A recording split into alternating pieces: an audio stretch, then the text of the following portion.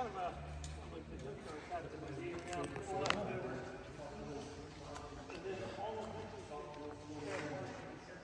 So if you can't make it, we'll trade people for stuff. So that's good to know. Yeah. A little bit of light here. So, all right, so welcome to the Hot Bus Hangar for the Military Aviation Museum. This hangar was originally built in the 30s in Hot Bus, Germany. So these are the pictures of the hangar when it was in operation. So it stayed in operation all throughout World War II. After the war, this ended up on the Russian side of the occupation zone for Germany. So the Russians used it for a while. The East German Air Force used it during the Cold War. They staged attack helicopters out of the base there at Hot Bus. After the Soviet Union fell, and everyone was able to get into the Soviet Union and start looking at stuff, and this is how the hangar was found. So from that, the museum was able to get the hangar. So the steel beams and the door on the front of the hangar are original. The corrugated metal outside is what's been replaced, because as you can see in the pictures, there's pretty much nothing left here. The hangar used to be just a little bit longer, but the 8th Air Force thought that 60 feet of it or so shouldn't exist anymore. So that got taken off during the war, one of the bombing raids that happened around Hot Bus. So there are some examples of that, especially once we get around to the other side of the hangar. There's some holes in the steel beam from shrapnel damage, bullet holes in the hangar. Oh, the flag? Yes. So I'm not sure where the museum got it from, but we're trying to represent the hangar in its 1940s, you know, how it would have been used. So that's our really only reason for hanging the flag out here, is to try to, you know, not really cover up the history of the hangar. Like this is what it was. This would have been 1940s wartime Germany, and that being their national flag, you would have seen it, you know, hung in military airfield. Just curious if it's authentic. I'm pretty sure it is. I don't know the story behind it, like where the museum acquired it from, but so as we go around, one of the first things that usually everyone notices is our Flak 36, better known as the 88, is usually what it went by its name during the war. So this one comes with its searchlight and its generator and the gun itself. It's in the North Africa paint scheme, and that's where the story, as far as the museum knows it, is where it was intercepted from. So this got interned in Spain, since Spain was neutral, and it never made it to North Africa. So the gun still does function. During some of the air shows, we'll like to bring it out and shoot off some blanks. The neighbors around here don't like that too much, but it does still function. These are examples of the shells that the 88 would have been able to fire. So you're able to achieve around 15 to 20 minutes, 15 to 20 rounds a minute with the gun. So this gun could have reached up to the higher altitudes where the Air Force heavy bombers are operating at. So this is really one of the primary anti-aircraft weapons. So you have a battery of around 6 of these, all throwing up 15 to 20 rounds a minute. You can get a pretty good flak curtain going up around the target. They also found out pretty early in the war that, although not originally designed as an anti-tank gun, that it does a pretty good job taking out tanks and other armored vehicles. So Germany started using it in that dual role, as well as using both of them. Before we get too much further along, I usually try to get the stuff hanging from the ceiling knocked out first. The stuff hanging from the ceiling didn't really ever exist. They're concept aircraft. This is the last desperate measures of Nazi Germany trying to win the war, and they're just strapping jet engines on everything they can. So some of these aircraft never even made it to this stage. Like, the museum did them a favor and made them mock-up, like full-size for them. So that's why I usually don't spend too much time on them, because a lot of them are more theory than actual fact. So, but just kind of an interesting way to see where Germany's mindset was going, of how they could use what technology they had to try to tip the war back in their favor.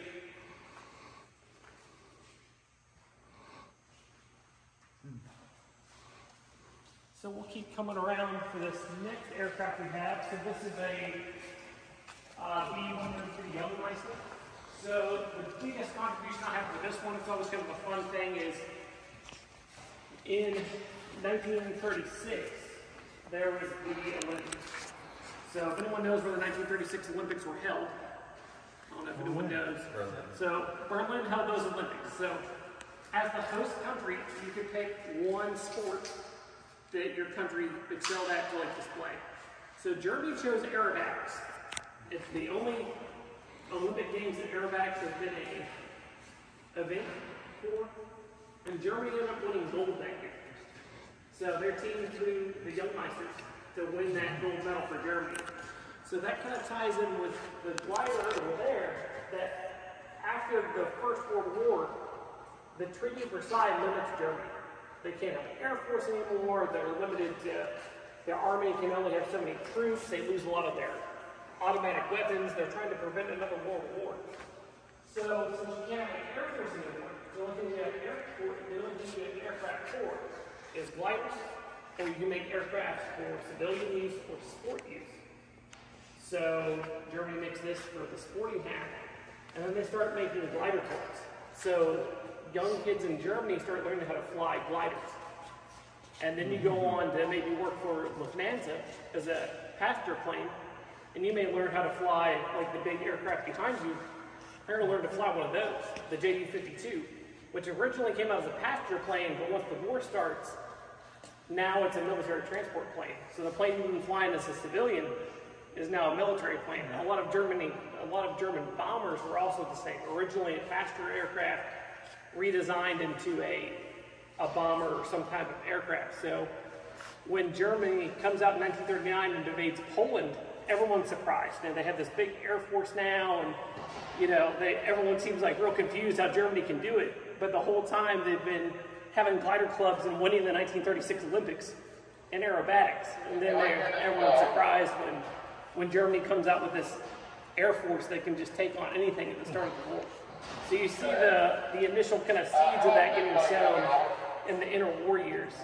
As Germany tries to rebuild, and then Hitler denounces the Treaty of Versailles and starts rebuilding. How busy are you with that over? It's dropped off. We're not busy at all. So we've come from this aircraft real quick. There's really not too much backstory with it. This is mainly just that link between after World War I. After you see the aircraft World War I, so you know, aviation really starts getting off the ground, literally with the Wright brothers and some of the stuff in the early 1900s. So then once the war ends, now you have to find a use for all these pilots and all these planes. So one of the things they start looking into early is using aircraft for other reasons besides warfare. So now you have using them for mail services and bringing other things like that around. So this is one of the aircraft that doesn't really fit into the military aspect of the museum. So again, we don't spend too much time on it because it's not really a military aircraft. It didn't really fill any role like that.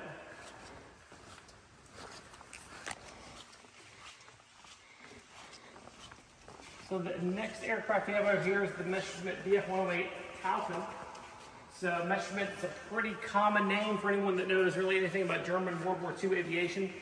So this aircraft made by Messerschmitt, this would have just been a light liaison aircraft, so holds 4 people, a pilot and up to 3 passengers. You would have just been using this mainly for just liaison work between like airfields. If you have a general that needs to go from point A to point B, we'll just throw him in the Bf-108 and take him wherever he needs to go. I wish our 109 was not in Fighter Factory, because the other interesting thing is if you can see a Bf-109 next to a 108, they're actually pretty closely related. They don't look like it at first, but if you look at the Bf-109, which is one of Germany's primary fighters for World War II, the whole back part of the fuselage is the same. So again, you see one of those other concepts of here's Messerschmitt designing the Bf-109. It's a civilian sport use like airplane, and then the back half of it gets molded into one of their most prominent fighters of the war. So you kind of see, you know, Germany keeps playing the production game of aircraft the whole time during all those Treaty of Versailles restrictions.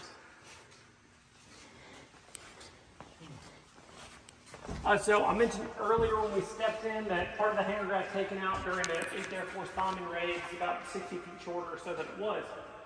So, well, I guess I have to step up kind of on the cement to see it back up over here. But so Germany's manpower for the war is really focused on trying to win the war. So working, and they don't want to bring women as much in the workforce as the Allied nations did. So their solution to that problem is to bring in what would essentially be slave labor, POWs, people from occupied countries. They're going to bring them into the German workforce and have them do the work for them. So when this hangar gets damaged, there was a Polish man that got assigned to work on this hangar in 1944, October 14th. So during his time when he was repairing the hangar, he etched his name in the hangar steel beam coming up the side. So if you can, you have to kind of step up where the light hits that mirror, and it's on the back side of this beam. Okay. You kind of have to get in the right spot to see it. I got a glimpse of it. Yeah, you can kind of, you stand kind of like right here, you can clearly see it on the back side of that.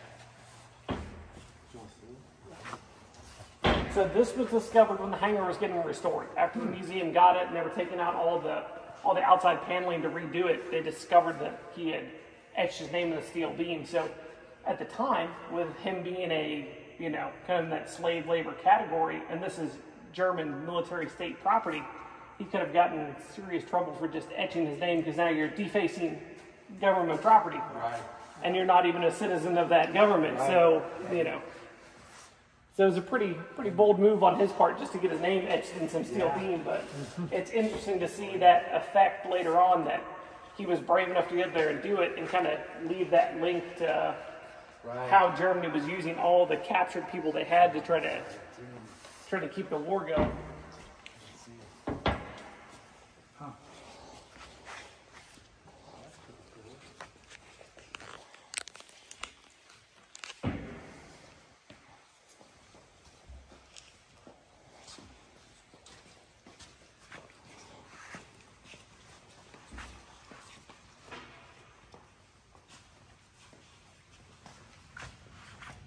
You can see a little bit closer now the hangar doors. So these wooden hangar doors aren't actually original.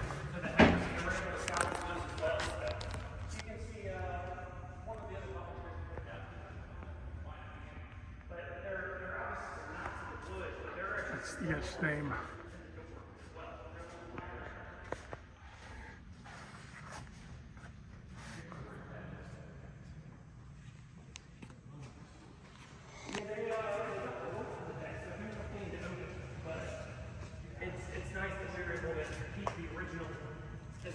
the original doors that we could. So this next aircraft came around here in 44. So much like the Spearman you see flying out here today, that would have been the primary Army Navy training. If you would have joined the military during that time frame, that would have been your first plane you learned to fly. So for Germany trying to start with that pilot program, you would have been flying a Fokker 44. So it's still in the same role, a two-seat trainer. You're going to learn your basic flight qualifications from this. Then you might move on to something like the Yellowmeister that we came by earlier, because the Yellowmeister is set to do more aerobatics. So you'll learn basic flight control, move on to something a little bit more advanced, and then eventually work yourself into a, actual frontline squadron. Diving up to the third program, definitely wasn't as much set up as ours was. That's another kind of shortcoming of both the Axis countries, mainly for Germany and Japan, is you kind of had a fly till you die concept. And that's how we ended up looking at our highest ace, which was Richard Baum, he only had 40 kills. But Eric Hartmann, who flew for Germany, had 352 kills by the end of the war, because he flew from the start until the end. So you see the difference in how you train people. And if you can survive it, and a lot of them would end up, a lot of those initial fighter pilots started their roles in the Spanish Civil War, is where they really started learning some of their skills going back to that. When Spain was in the middle of their civil war, whether they're in the fascist or republic. Right. And they're sent a lot of support in for Franco's troops to win. So here's a front view of the J-52. Like I kind of mentioned it earlier, it started off life as a passenger plane, and then would go on to be pretty much Germany's main transport plane for the war. So this is going to be used in the same role like our C-47 would be used in. If any of you are familiar with the C-47, so you can carry cargo in it, you can do paratroopers out of it. You can pretty much fill any of those roles. Not the best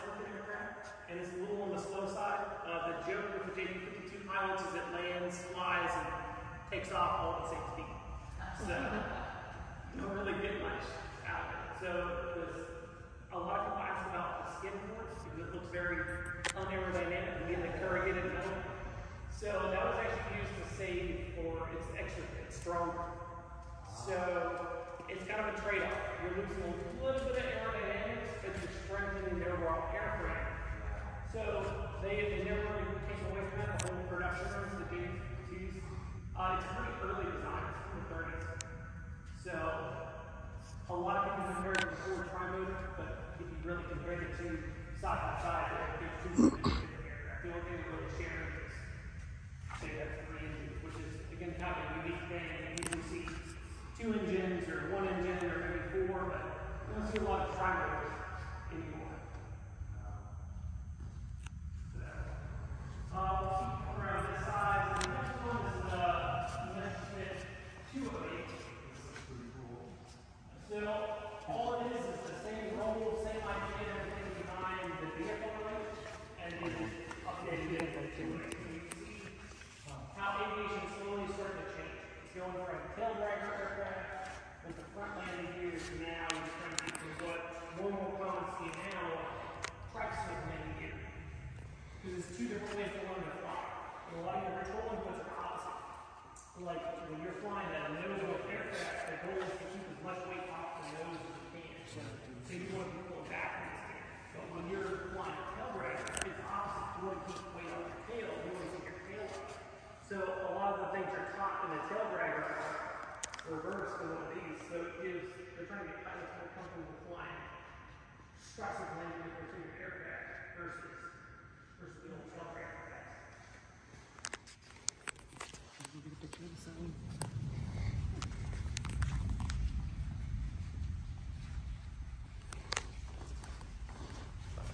So the next aircraft we have is a Fleischer 156 Stork. This aircraft is a light observation aircraft used by Germany during the war. This would have been kind of the same role as the Fleischer that we had over in the other Hangar, one of those like the L5 Stensons.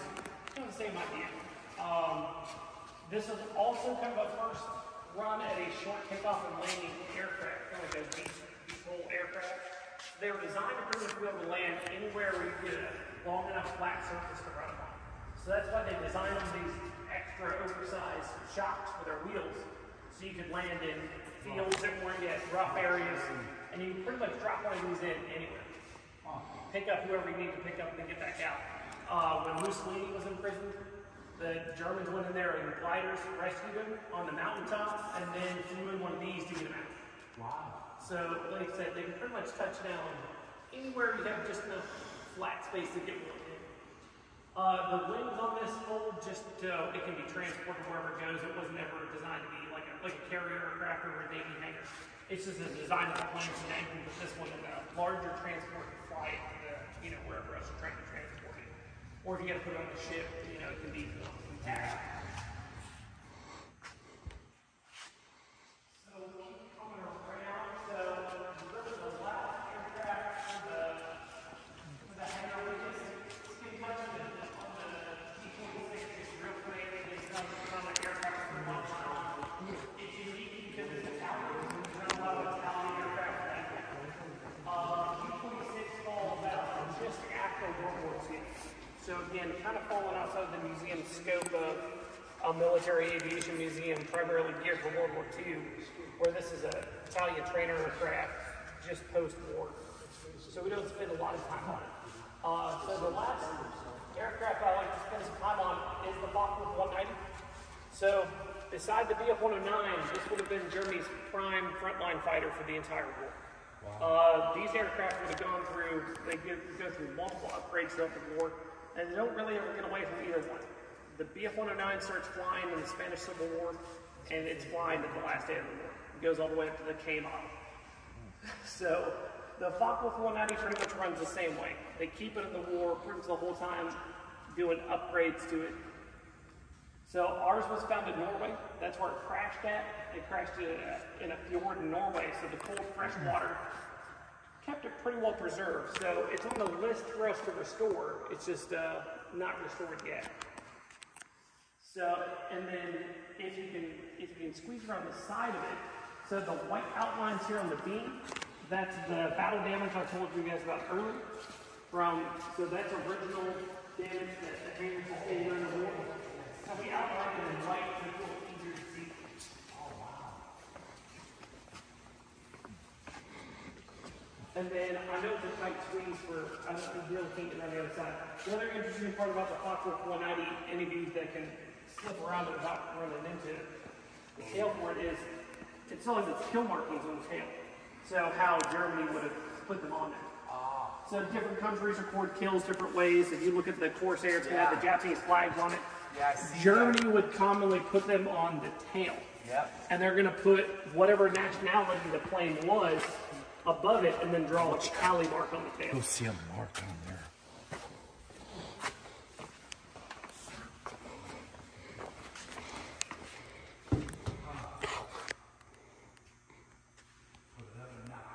Put in a lot of work.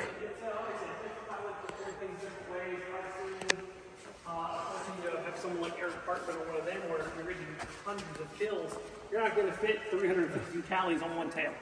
So I've seen other German pilots they'll do like a reef and put like 100 under it and then restart their tally at one so you have like what it started off as. I like that Italian plane. It's a good looking plane. Like there's nothing wrong with it that way. It's just, like I said, I usually spend too much time on it. Every tour guide's a little different and have their own things they like to come on. I like to really focus more on that for like. Do you fly? Do you fly? I have 10 hours, but that's the most of the year. I had an ultralight.